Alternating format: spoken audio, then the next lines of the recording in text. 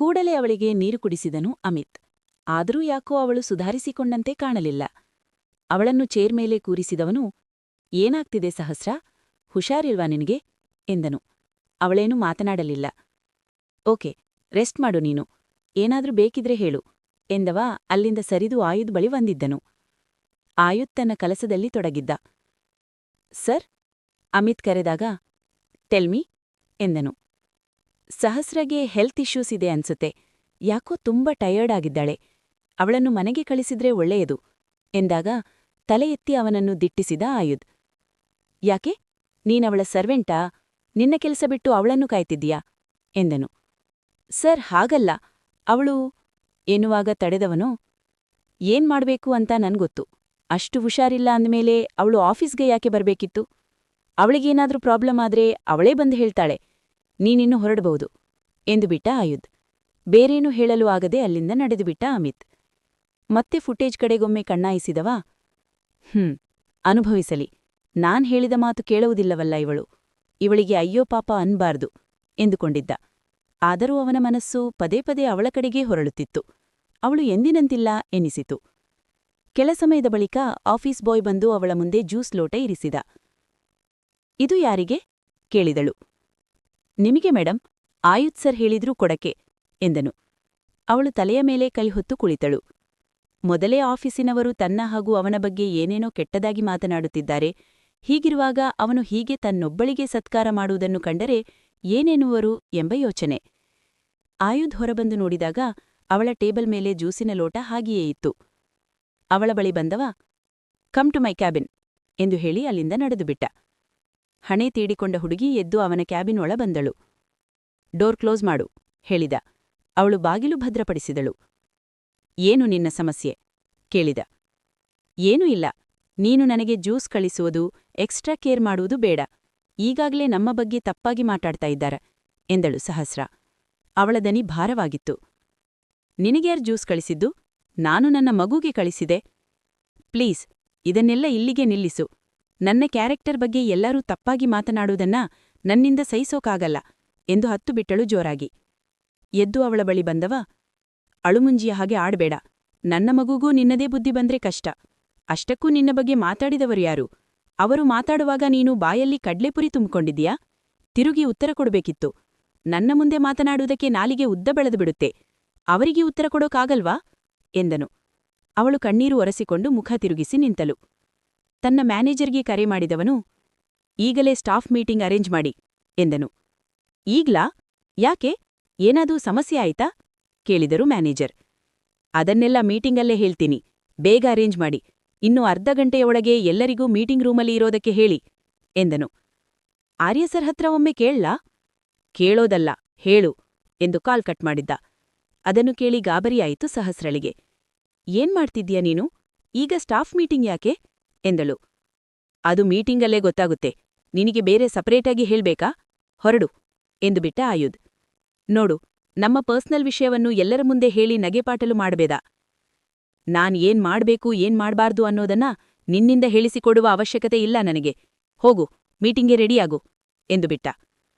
ಅಯ್ಯೋ ದೇವರೇ, ಇನ್ನೇನೋ ಆವಾಂತರ ಮಾಡುತ್ತಾನೋ ಇವನು ಎಂದುಕೊಂಡಳು ಹುಡುಗಿ ಅಲ್ಲಿಂದ ನಡೆದುರಡದಳು. ತಾನು ಹೇಳಿದಂತೆಯೇ ಎಲ್ಲರನ್ನೂ ಸ್ಟಾಫ್ ಮೀಟಿಂಗಿಗೆ ಸೇರಿಸಿಯೇ ಬಿಟ್ಟಿದ್ದ ಆಯುಧ್. ಸಹಸ್ರಳಿಗೆ ಒಳಗೊಳಗೇ ಭಯ, ಮತ್ತೇನು ಎಡವಟ್ಟು ಮಾಡುವನೋ ಎಂದು. ಈಗ ಈ ಮೀಟಿಂಗ್ ಅವಶ್ಯಕತೆ ಏನಿತ್ತು, ನನ್ನನ್ನು ಕೇಳದೆ ಯಾಕೆ ಅರೇಂಜ್ ಮಾಡಿದೆ ಎಂದ ಆರ್ಯ. ನನಗೆ ಮೀಟಿಂಗ್ ಮಾಡ್ಬೇಕು ಅನ್ನಿಸ್ತು, ಅದಕ್ಕೆ ಮಾಡಿದೆ, ಇಲ್ಲಿ ನಿನಗೇನು ಕೆಲಸ ಇಲ್ಲ, ನೀನು ಹೋಗ್ಬಹುದು, ಇಲ್ಲ ಮೀಟಿಂಗಲ್ಲಿ ಏನಾಗುತ್ತೆ ಗೊತ್ತಾಡ್ಬೇಕು ಅಂದ್ರೆ ಇಲ್ಲೇ ಮೂಲೆಯಲ್ಲಿ ಕೂಟು ಕೇಳಬಹುದು ಎಂದು ಗತ್ತಿನಲ್ಲೇ ಹೇಳಿದ ಆಯುಧ್. ಕೈಕಟ್ಟಿ ನಿಂತು ಎಲ್ಲರನ್ನೂ ಒಮ್ಮೆ ದಿಟ್ಟಿಸಿದ. ನಿಮಗೂ ಗೊತ್ತು, ಪರ್ಸನಲ್ ವಿಷಯಗಳನ್ನು ಆಫೀಸ್ನಲ್ಲಿ ಮಾತನಾಡುವುದು ನನಗಿಷ್ಟ ಆಗಲ್ಲ ಅಂತ, ಆದ್ರೆ ನನ್ನ ಪರ್ಸನಲ್ ವಿಷಯದ ಬಗ್ಗೆನೇ ಆಫೀಸ್ನಲ್ಲಿ ಮಾತನಾಡ್ತಿದ್ದೀರಾ ಅಂತ ಗೊತ್ತಿರ್ಲಿಲ್ಲ, ಸೊ ಅದೆಲ್ಲ ಕ್ಲಿಯರ್ ಮಾಡೋದಕ್ಕೆ ಅಂತನೇ ನಾನು ಮೀಟಿಂಗ್ ಕರೆದಿರೋದು ಎಂದನು ಮತ್ತದೇ ಕಂಚಿನ ದನಿಯಲ್ಲಿ. ಎಲ್ಲರಿಗೂ ಉಗುಳು ನುಂಗುವಂಟಾಯಿತು, ಅದರಲ್ಲೂ ಆ 4 ಹುಡುಗಿಯರಿಗೆ. ಸಹಸ್ರ, ಕಮ್ ಹಿಯರ್ ಎಂದನು. ಅಯ್ಯೋ ಎಂದುಕೊಂಡಳು ತಲೆಯ ಮೇಲೆ ಕೈ ಹೊತ್ತು ಕುಳಿತ ಹುಡುಗಿ. ನಿನ್ನನ್ನೇ ಕರಿತಾ ಇರೋದು ಬಾಯಲ್ಲಿ ಎಂದ.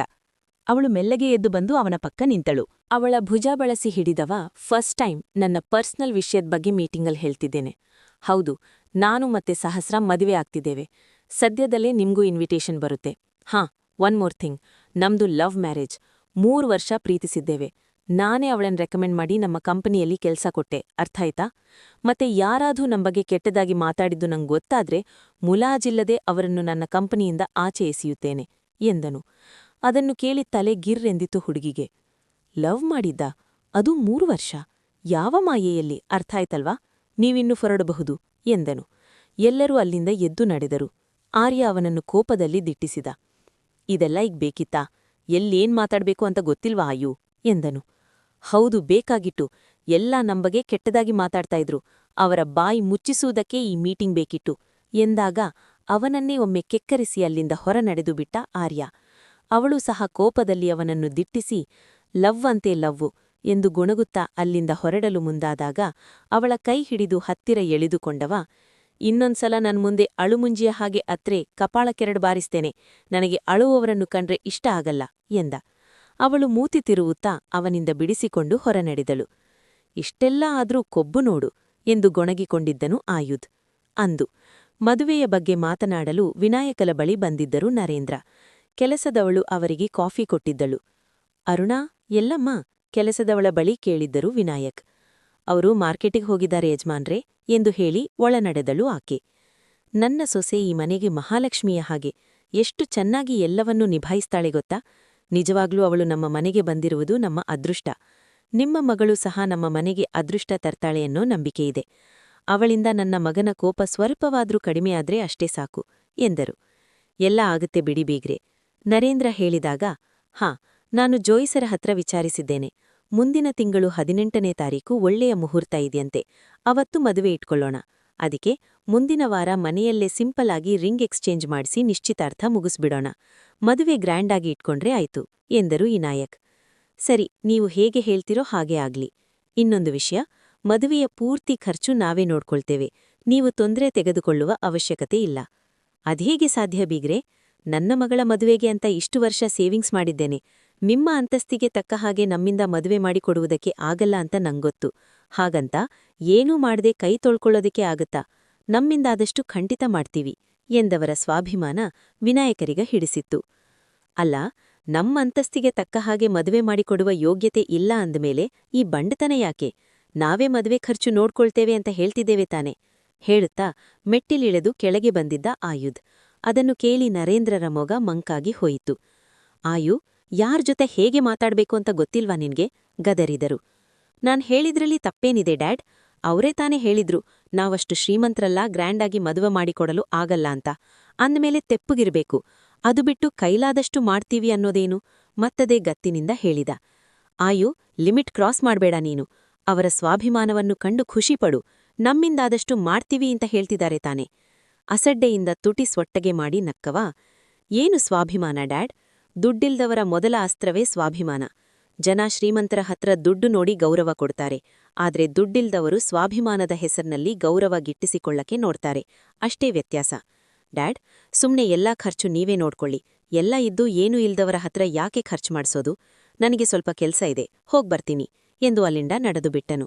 ಅವನ ಮಾತುಗಳಿಂದ ಬೇಸರವಾಗಿತ್ತು ನರೇಂದ್ರರಿಗೆ. ನೋಡಿ, ಅವನ ಮಾತುಗಳನ್ನು ಮನಸ್ಸಿಗೆ ಹಾಕ್ಕೊಳ್ಬೇಡಿ. ಅವನು ಹಾಗೇನೆ, ಎಲ್ಲರ ಜೊತೆಯೂ ಹಾಗೆ ಮಾತಾಡ್ತಾನೆ.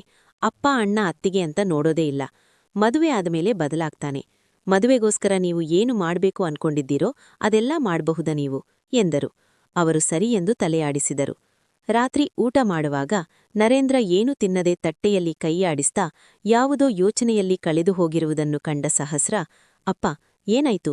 ಏನ್ ಯೋಚನೆ ಮಾಡ್ತಾ ಇದ್ದೀರಾ? ಊಟ ಮಾಡಿಯಪ್ಪ. ಮಗಳೇ, ಹೇಗೆ ಕೇಳ್ತೀನಿ ಅಂತ ತಪ್ಪು ತಿಳ್ಕೋಬೇಡ. ನೀನು ಹೇಗೆ ಅವನನ್ನು ಮದುವೆಯಾಗಲು ಒಪ್ಕೊಂಡಿದ್ಯಾ? ಹಿರಿಯರನ್ನು ಕಂಡ್ರೆ ಸ್ವಲ್ಪವೂ ಗೌರವವೇ ಇಲ್ಲ. ಬಡವರನ್ನು ತುಂಬಾ ಕೀಳಾಗಿ ಕಾಣ್ತಾನೆ. ಅಂಥವನ ಜೊತೆ ಹೇಗೆ ಅಮ್ಮ ಸಂಸಾರ ಮಾಡ್ತೀಯಾ ಎಂದರು. ಹುಬ್ಬು ಬೆಸೆದವಳು, ಅಂಥದ್ದೇನಾಯ್ತು ಅಪ್ಪ? ಇವತ್ತು ಅವರ ಮನೆಗೆ ಹೋದ್ರಿ ಅಲ್ವಾ? ಏನಾದ್ರೂ ಹೇಳಿದ್ನಾ ಎಂದು ಕೇಳಿದಳು. ಏನಮ್ಮ ಹೇಳೋದು? ಮದುವೆ ಖರ್ಚು ನಮ್ಮ ಕೈಲಾದಷ್ಟು ನೋಡ್ಕೊಳ್ತೇವೆ ಅಂತ ಹೇಳಿದ್ರೆ ಯೋಗ್ಯತೆ ಇಲ್ಲದ ಮೇಲೆ ಯಾಕೆ ಮಾತಾಡ್ಬೇಕು ಅಂತ ಹೇಳ್ತಾನೆ. ಸ್ವಾಭಿಮಾನವನ್ನು ಬಡವರು ಅಸ್ತ್ರವನ್ನಾಗಿ ಮಾಡ್ಕೊಳ್ತಾರೆ ಅಂತಾನೆ. ಇಂಥವನ ಜೊತೆ ಹೇಗಿರ್ತೀಯಮ್ಮ ನೀನು? ಮಾತು ಮಾತಿಗೂ ನಿನ್ನನ್ನು ಹಂಗಿಸಿಬಿಡ್ತಾನೆ. ನಾನೇ ನಿನ್ನನ್ನು ಪಾಳುಬಾವಿಗೆ ತಳ್ತಿದ್ದೇನೇನೋ ಅನಿಸ್ತಿದೆ ಮಗಳೇ. ಈ ಮದುವೆ ಆಗ್ಲೇಬೇಕಾ ನೀನು ಎಂದರು. ಅವನು ತನ್ನ ಅಪ್ಪನಿಗೆ ಹೀಗೆಲ್ಲ ಹೇಳಿ ಅವಮಾನ ಮಾಡಿದ್ದಾನೆ ಎಂದು ತಿಳಿದು ಕೋಪ ಬಂದಿತ್ತು ಹುಡುಗಿಗೆ. ಮತ್ತೆ ಈ ಮಗುವನ್ನ ಏನ್ ಮಾಡೋದಪ್ಪ? ಮಗುವನ್ನು ಸಾಯಿಸುವುದಕ್ಕೆ ನನಗೆ ಇಷ್ಟ ಇಲ್ಲ ಅಪ್ಪ. ಈ ಮಗುವನ್ನು ಬೇರೆ ಯಾರೂ ಒಪ್ಕೊಳ್ಳೋದಿಲ್ಲ. ಮುಂದೆ ಎಲ್ಲ ಸರಿ ಹೋಗುತ್ತೆ, ನೀವು ಊಟ ಮಾಡಿ ಎಂದಳು. ಅದೇನು ಸರಿ ಹೋಗುತ್ತೋ ಏನೋ ಎಂದು ಭಾರವಾದ ಉಸಿರು ದಬ್ಬಿ ಊಟ ಮಾಡತೊಡಗಿದರು. ಊಟ ಮುಗಿಸಿ ರೂಮಿಗೆ ಬಂದವಳು ತಕ್ಷಣ ಆಯುಧ್ಗೆ ಕರೆ ಮಾಡಿದಳು. ಕಾಲ್ ರಿಸೀವ್ ಮಾಡಿದವನು, ಏನು ಮಲಗೋ ಹೊತ್ನಲ್ ನೆನ್ಪ್ಮಾಡ್ಕೊಂಡಿದ್ಯಾ? ಏನ್ ಸಮಾಚಾರ ಎಂದನು. ನನ್ನ ಅಪ್ಪನ ಯೋಗ್ಯತೆ ಬಗ್ಗೆ ಮಾತಾಡಕ್ಕೆ ನೀನ್ಯಾರು? ಏನ್ ಹೇಳಿದ್ದೆ ಇವತ್ತು ನನ್ನಪ್ಪನಿಗೆ? ಮಿಸ್ಟರ್ ಆಯುಧ್ ಚತುರ್ವೇದಿ, ಈ ದುಡ್ಡಿಲ್ಲದವರು ನಿಮ್ಮ ಹತ್ರ ಬಂದು ಬೇಡ್ಕೊಂಡಿಲ್ಲ ನನ್ನನ್ನು ಮದುವೆಯಾಗಿ ಅಂತ. ಈಗ್ಲೂ ಸಹ ನನಗೆ ಈ ಮದುವೆ ಇಷ್ಟ ಇಲ್ಲ. ನಾನು ನಿನ್ನನ್ನು ಮದುವೆ ಆಗೋದಿಲ್ಲ ಅಂತ ಹೇಳೋ ರೈಟ್ಸ್ ನನಗಿದೆ, ಅದನ್ನು ಮರಿಬೇಡ. ಆದ್ರೆ ನೀನೇ ಆಸ್ತಿಯ ಆಸೆಗೆ ಬಿದ್ದು ನನ್ನನ್ನು ಈ ಮದುವೆಗೆ ಒಪ್ಪಿಸಿದ್ದು. ಈಗ ನನ್ನ ಅಪ್ಪನಿಗೆ ಅವಮಾನ ಮಾಡ್ತ್ಯಾ? ಯೋಗ್ಯತೆಯನ್ನು ಅಳೆಯುವುದು ದುಡ್ಡಿನಿಂದ ಅಲ್ಲ, ಗುಣದಿಂದ. ನಿನ್ನ ಯೋಗ್ಯತೆ ಎಷ್ಟಿದೆ ಅಂತ ನೀನ್ ನೋಡ್ಕೋ ಎಂದಳು. ಅವನ ಮುಷ್ಟಿ ಬಿಗಿಯಿತ್ತು. ಹೇ, ಅತಿಯಾಗಿ ಮಾತಾಡ್ಬೇಡ. ದುಡ್ಡಿಲ್ದ್ರೂ ಎಲ್ಲಾ ಮಾಡ್ತೀವಿ ಅಂತ ಭಂಡತನ ತೋರಿಸುವವರಿಗೆ ಇನ್ನೇನ್ ಹೇಳ್ತಾರೆ ಎಂದು ಅವನು ಮಾತು ಮುಂದುವರಿಸುವಾಗಲೇ ಅಮ್ಮಾ ಎಂದು ಜೋರಾಗಿ ಕಿರುಚಿಕೊಂಡಳು ಸಹಸ್ರ. ಅತ್ತಿಂದ ಏನೋ ಸದ್ದಾಗಿತ್ತು. ಅಲ್ಲೇನೋ ಗಾಜು ಒಡೆದ ಸದ್ದು ಕೇಳಿಸಿತ್ತು ಆಯುಧ್ಗೆ. ಹೇ, ಏನಾಗ್ತಿದೆ ಅಲ್ಲಿ? ಯಾರದು? ಆರ್ ಯು ಓಕೆ ಎಂದ. ಆದ್ರೆ ಅವಳಿಂದ ಯಾವ ಉತ್ತರವೂ ಇಲ್ಲ. ಅವಳ ಅಪ್ಪನ ದನಿ ಕೇಳಿಸುತ್ತಿದೆ. ಸಹ, ಹುಷಾರಾಗಿದ್ಯಾ ಮಗಳೇ? ನಿನಗೇನೋ ಆಗಿಲ್ಲ ತಾನೆ ಎಂದವರ ಧನಿಯಲ್ಲಿ ಗಾಬರಿ. ಯಾರಪ್ಪ ಇವ್ರೆಲ್ಲ? ಯಾಕೆ ಹೀಗೆ ಮಾಡ್ತಾ ಇದ್ದಾರೆ? ಮೇನ್ ಡೋರ್ ಲಾಕ್ ಮಾಡಿದ್ದೀರ ತಾನೆ ಎಂದಳು.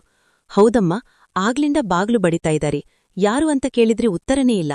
ನೀನಿಲ್ಲೇ ಇರು ಮಗಳೇ, ಹೊರಗೆ ಬರ್ಬೇಡ, ನಾನು ಹೋಗಿ ನೋಡ್ತೀನಿ ಎಂದರು. ಅಯ್ಯೋ ಬೇಡ ಅಪ್ಪ, ನನಗೆ ತುಂಬಾ ಭಯ ಆಗ್ತಿದೆ. ನೀವು ಹೋಗ್ಬೇಡಿ, ಸುಮ್ನೆ ತೊಂದ್ರೆ ಆಗತ್ತೆ. ಹಲೋ ಸಹಸ್ರ, ನಿನ್ಹತ್ರನೇ ಮಾತಾಡ್ತಿರೋದು. ಏನಾಗ್ತಿದೆ ಅಲ್ಲಿ? ಯಾರದು? ಮತ್ತೆ ಮತ್ತೆ ಕೇಳಿದನು. ಯಾರು ಅಂತ ಗೊತ್ತಿಲ್ಲ. ಮನೆ ಮೇಲೆ ಕಲ್ಲು ಬೀಸ್ತಿದ್ದಾರೆ, ಜೋರಾಗಿ ಬಾಗ್ಲು ಬಡಿತಿದ್ದಾರೆ.